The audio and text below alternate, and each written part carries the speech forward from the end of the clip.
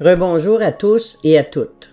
Aujourd'hui, je vais vous lire un autre extrait de Psychologie cosmique, la partie 2, Éveil à la nouvelle énergie. Ce qui doit se passer maintenant, c'est un changement vibratoire. L'énergie, c'est de l'intelligence et l'intelligence, c'est de l'énergie. Vous, en tant qu'âme, vous êtes de l'énergie et rien d'autre que de l'énergie. Mais le fait même d'être cette énergie vous permet d'avoir une intelligence. C'est pour cela que chaque fois qu'une humanité entre dans un nouveau cycle ou qu'une nouvelle humanité est à modifier, ce qui est à codifier, à surveiller, à faire évoluer, c'est le taux vibratoire des hommes qui la composent. Et dans la mesure où nous pouvons changer votre vibration, nous pourrons aussi changer l'intelligence que vous manifestez. Pourquoi est-il capital de faire changer votre taux vibratoire? Si vous voulez avoir un champ de conscience chaque fois plus grand, plus ouvert, capable d'entendement cosmique, il faut que votre taux vibratoire augmente en conséquence.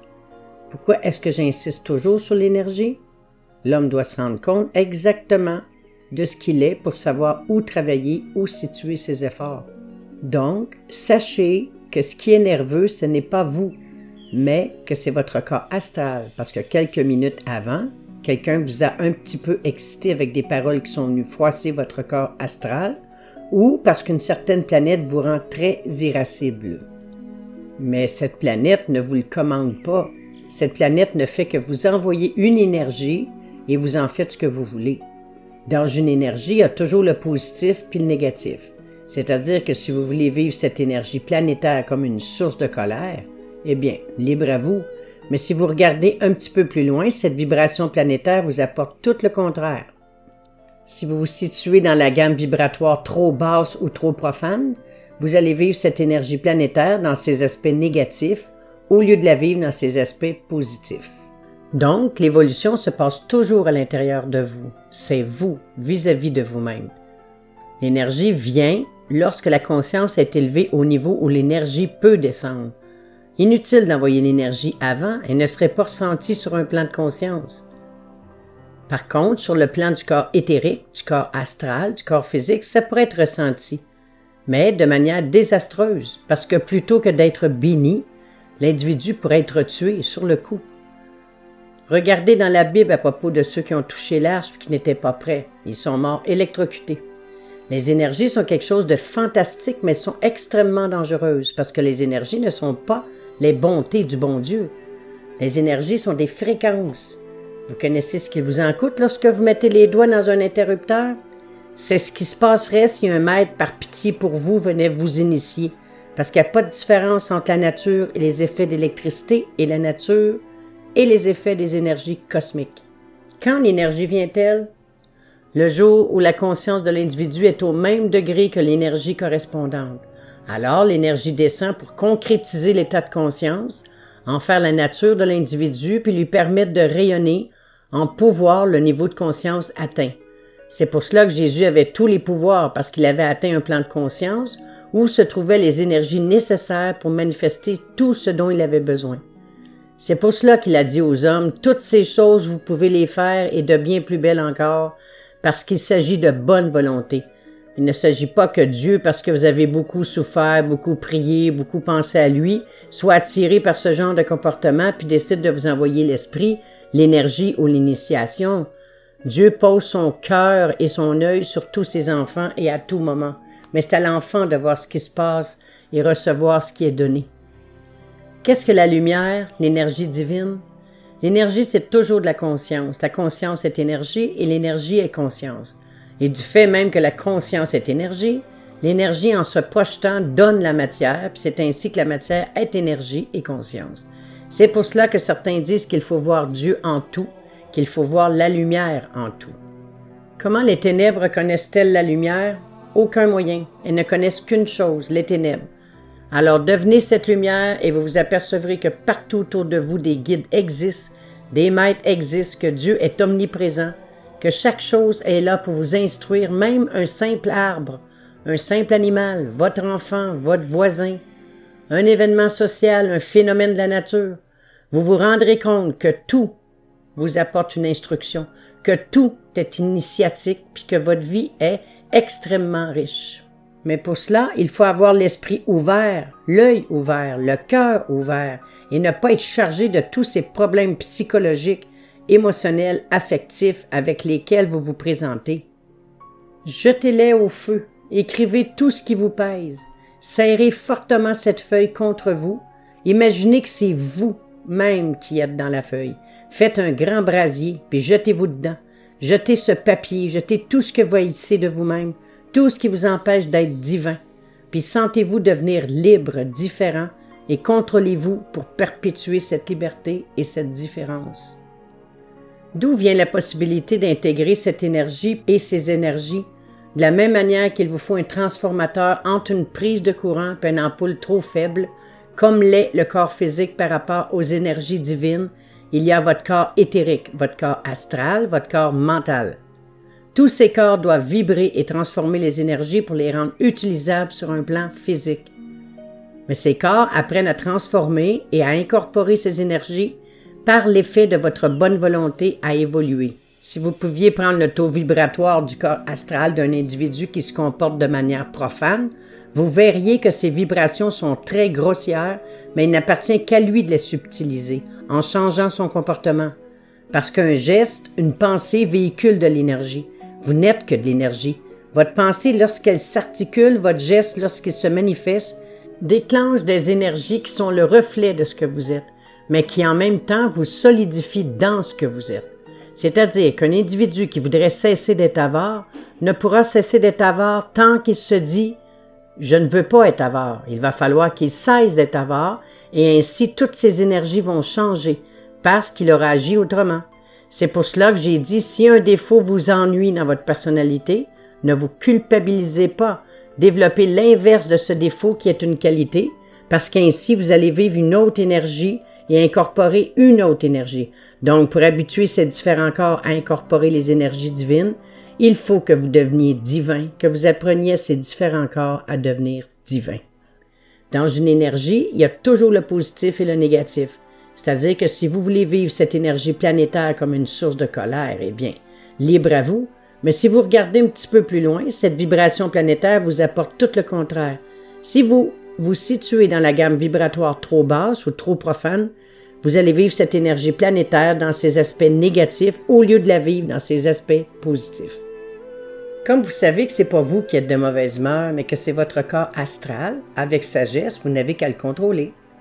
Lorsque je dis cela, j'entends des esprits qui disent « si j'ai plus le droit à ma colère, si je peux plus manifester mon humeur, si j'ai plus le droit à ma personnalité, où est ma liberté? » Si vous voulez de cette personnalité, je vous la laisse, mais il ne faut pas vous plaindre d'être malheureux, de subir le monde puis de mourir.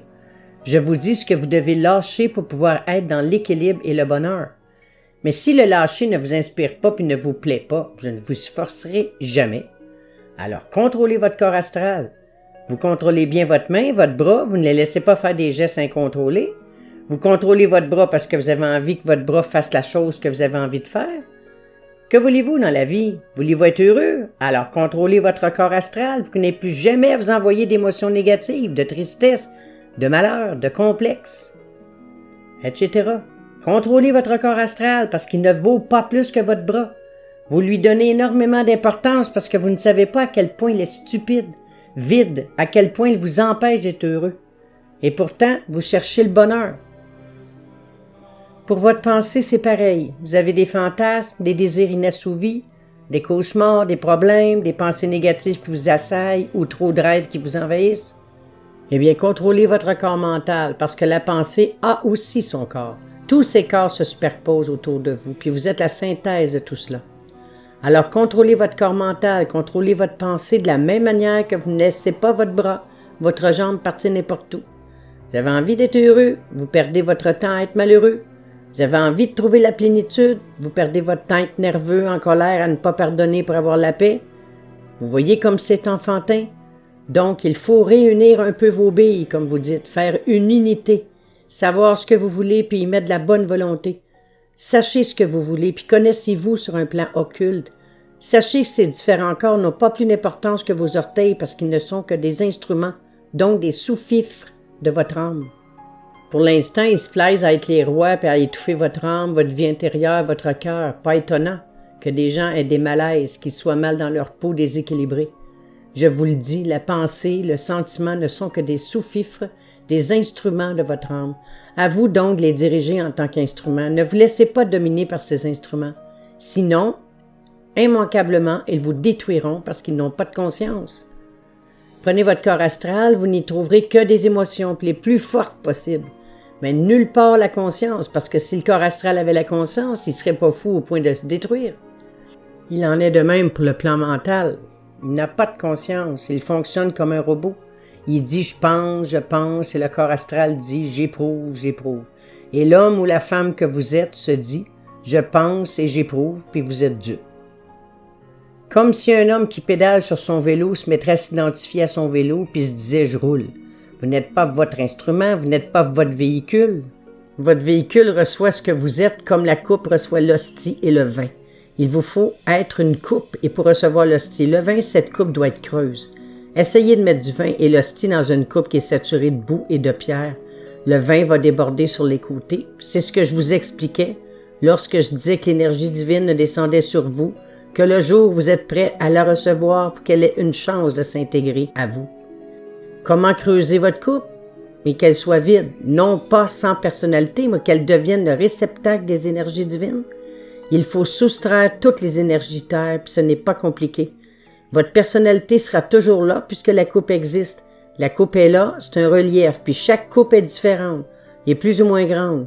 Il y en a en or, en argent, en bois, en terre cuite, des décorés. Ça, c'est votre personnalité, c'est votre teinte et elle restera. Aller vers Dieu ne veut pas dire devenir une fourmi divine parmi les autres fourmis pour ne satisfaire que la reine. Votre personnalité va rester, mais ne sera plus saturée des choses grossières. Votre coupe ne sera plus remplie de boue et de pierre. Toutes ces émotions, pensées et défauts seront partis et le fait de devenir perfection vous remplira d'énergie divine. Dès qu'il arrive un peu de vide, l'eau descend pour participer au nettoyage. Elle participe à vos efforts puis vous encourage. Elle aide aussi d'une certaine manière à ce que cela aille plus vite, puisque vous le voulez. Alors, si vous voulez aller vers le bonheur, vous voulez aller vers la plénitude, aller vers Dieu, avant tout, je vous en supplie. Ne cherchez pas un maître, ne cherchez pas non plus le livre le plus savant. Ne vous plongez pas dans la Bible, ne vous demandez pas quel est le meilleur prophète. Occupez-vous de vous, rendez propre ce temple, nettoyez-le, contrôlez les émotions, les pensées, créez cet équilibre, et vous serez plus à même d'apprécier le prophète, la Bible. Vous serez digne de rencontrer le maître. Tant que vous n'aurez pas nettoyé votre coupe, aucun maître ne viendra vers vous, aucun livre ne sera révélateur de la vérité, rien ne pourra vous soulager. C'est comme si quelqu'un avait les doigts pris dans un piège puis allait vers tout le monde pour essayer d'être soulagé, puis que personne ne lui fasse remarquer qu'il a les doigts pris dans le piège, parce que les autres sont tout aussi aveugles que lui. Ils ne sont que sa douleur et ne voient pas ce qui produit cette douleur. Vous êtes dans cet aveuglement. Tout ce que vous savez, c'est que vous êtes malheureux, que vous êtes mortel, mais vous ne savez pas ce qui vous rend malheureux, ce qui vous fait mourir, puis vous ne voulez pas le savoir. Parce que sitôt qu'il s'agit de contrôler la cause du malheur, l'homme s'assoit. Il se dit, c'est mon caractère, c'est la fatalité, je suis né comme cela. Je ressemble à mon père, je ressemble à ma mère. On n'avait pas à me battre lorsque j'étais petit. On m'a traumatisé, complexé. L'individu qui réagit comme cela ne se sent jamais concerné. Ce sont les autres, le social, le monde, mais jamais lui. Si vous attendez que le monde arrête de vous faire du mal pour rejoindre Dieu, vous aurez le temps de mourir 1000 fois et de beaucoup souffrir. Le monde ne va pas devenir parfait pour que vous soyez heureux. Le monde sera parfait le jour où vous serez parfait, le jour où vous serez heureux. Bien à vous, je vous salue, à la prochaine.